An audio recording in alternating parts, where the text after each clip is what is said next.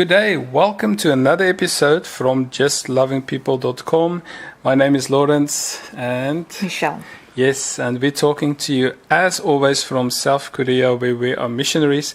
And today we are talking from our awesome apartment the Lord gave us. So you will hear the noises around here as we always share Korea with you. So this week we started by talking about hearts, how God showed you how to make hearts out of wires and how God heal hearts. And then yesterday we talked about unforgiveness, and I had to forgive a lot of people. Today I just want to conclude the thing about unforgiveness. So yesterday we said you need to write down the names of the people that you need to forgive. Then you need to go and sit all by yourself. You don't even need to show it to anybody. And just say, man, I forgive you. One by one, go through that list and forgive them. And that is the thing that set me free from unforgiveness, emotional eating, depression, a lot of things. The second point that I want to make today is the question, do you need to go to everybody and say, listen, I had this grudge against you. You did not greet me in 1994, but no, you don't need to do that. In my case, I asked the Lord, so who must I contact and say, listen, I had something against you and I've forgiven you. And there were only a few, mostly the big ones. I literally called them and, we talked things through. So actually we made peace on both sides.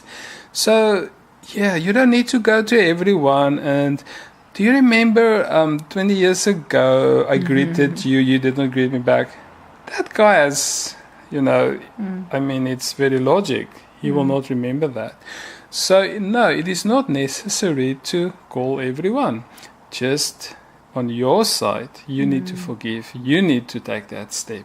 It's for yourself.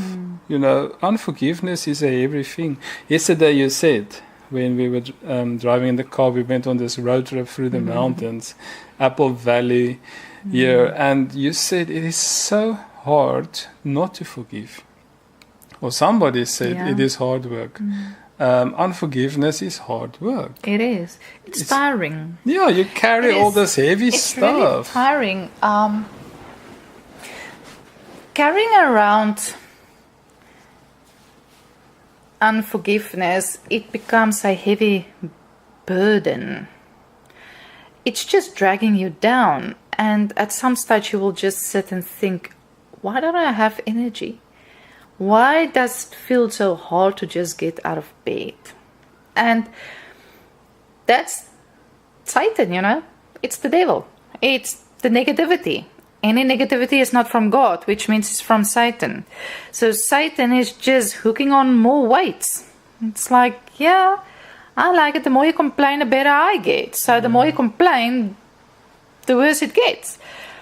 And it's interesting, the journey you had with God with getting through your healing. For me, it was a matter of I had to call some people. Oh, you did? And I had to face a lot of people. My goodness. Okay. There were some people that is no longer with me, so they passed away.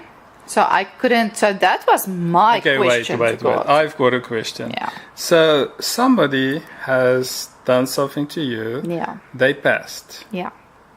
So they are forgiven. Yeah. And the thing is, my question to God was, how do I forget someone that's dead? Yeah, how do you do that? How do I speak your blessing over that person, and how do I get my blessing? It's a chain that's buried 6 feet underground, and it's still chained to me. And you're still holding on. So how does that work? That confused me a whole lot. And it all comes down to trust God. Know that He knows what He's doing. So when I raised my question to God just, I could feel Him smile over me because He could hear the honesty in my question. The only thing God told me during that, and that was the most pain I've ever been through, Sure. was when I went, and this is how beautiful it was. I didn't write a list with names. I didn't write what they did or anything. The Holy Spirit, when God woke me up at midnight and said, it's time. And I said, let's do it. And I was awake. And then God showed me a pitch black background. There's nothing. When you close your eyes and you close it tightly, you can see little veins and speckles and the blood veins and everything. You can see it. It's a reddish color with blue and white and yellow spots moving around. It's not pitch black. But that was pitch black. It was the blackest black I've ever seen. And then I just saw how God showed me my heart, and it was pitch black. And it was rotten. Yeah. It was dead. And then God would show me a name, and the deed what was done, and everything was big pieces of my being. It wasn't little unforgiveness, as you said, the person didn't greet me, or that never touched me, because I was in a different place. Totally. But God showed me each and every person, their faces, their names, and the deed that was done, and the part of me that's missing, and that I need to get back. Sure. So how God showed me how to release, how to speak His blessing over each person, how to claim back my piece of my body to me, getting my blessing, speaking God's blessing over me, forgiving that person fully. Forgiveness is to forgive and to forget. Sometimes people just forgive, but they never forget. So they never reach the point of full forgiveness. And the moment you know it's full forgiveness, that you forgive and forget, is when you see that person again, that doesn't hurt anymore. Absolutely. This is the way it is with me now. The people who did the worst stuff to me, I sometimes see them, but I don't remember what they did. Although that is true forgiveness. If you ask me, yeah, he did that. I can remember, I know the guy who abused me sexually. But if I see him, I'm glad to see him. That is the last thing on my mind. So forgive and forget, it is not erased, but it is painless. It is gone. That's what God means when He says, I forgive you and forget. Well, God it's erased. And that's what He expects from us. Yeah. So it needs to be erased. Okay. It needs to be, you need to see the person who they are in spirit, who God created them to be, because everybody is a part of God. So if you don't forgive that person, that means there's a part of God you don't forgive. I don't want to be that one. So God took me through this journey, each and every person, and the more I forgive and I truly forgive, man, I cried. It was so painful. I could feel my guts getting warm, my intestines. It felt like they were busy boiling inside of me. I was having a fever like you won't believe. Sweat dripped through my mattress. I was in total focus with God, with this healing, but it was excruciating pain for me. But the more I did it, the better I was starting to feel. And then God would show me my heart, and every time I forgive someone, I speak God's blessing over that person, God's blessing over me, and I could just see God's hands break that chain, and the sparks would fly. Then a golden part would go into my heart, and the more I forgive, the brighter my heart starts to shine, and the life is starting to get back into my heart. By the time I was finished, I saw this beautiful golden heart, and it's about to pump its first heartbeat again. but it was a spot missing, and it was in the middle, the center of my heart. Sure. There was this white, that black dead spot. And I sat there, I'm like, God, what did I miss? I did everything you showed me. I went through each and every person and face and everything on the list. What is that? I don't know what that is. God took me back to where I was 2 years old. Sure. To where a situation happened with a family member, and all my innocence was taken away in a split second.